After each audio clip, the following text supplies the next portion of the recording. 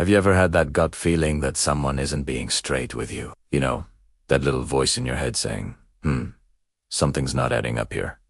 It's frustrating, right? Well, today, we're going to dive into some simple, science-backed ways to spot a liar. This isn't about becoming a human lie detector overnight, but about sharpening your observation skills so you can better navigate your conversations and relationships. First up, let's talk about nonverbal cues. Many people think liars can't make eye contact. Actually, the opposite can be true. Some liars overcompensate by staring a little too intensely to seem more convincing. So, instead of just looking at their eyes, pay attention to their whole face. Look for micro-expressions. Those super fast, fleeting emotional reactions. For example, a quick flash of anger or fear before they put on a neutral face could be a red flag. Also, watch their body language.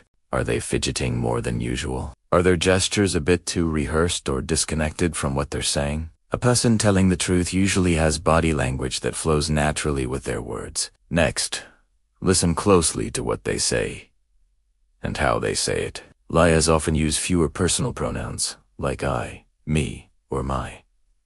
They might say the car broke down instead of my car broke down. This creates a psychological distance from the lie. They also tend to use more formal language and might repeat your question back to you to buy themselves time to think. Their stories can be overly simplistic, lacking the rich, sensory details that a real memory would have. If you ask them to tell the story backward, they'll likely struggle because they've rehearsed it in a specific order. So, how do you put this all together? The key is to establish a baseline. Observe how someone normally acts and speaks when they're relaxed and telling the truth. What's their normal eye contact? How do they usually gesture? Once you have that baseline, you can more easily spot deviations when you suspect they might be lying. Ask open-ended questions that require detailed answers, not just a simple yes or no. For example, instead of asking, "Were you late?" try, "Tell me about your morning."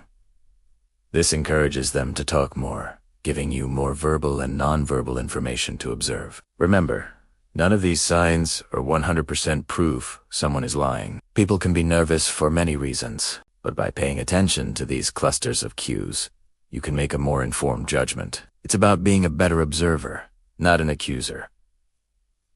I hope these tips were helpful. Give them a try and let me know how it goes in the comments. Don't forget to like this video and subscribe for more content on understanding human behavior. Thanks for watching, and I'll see you in the next one.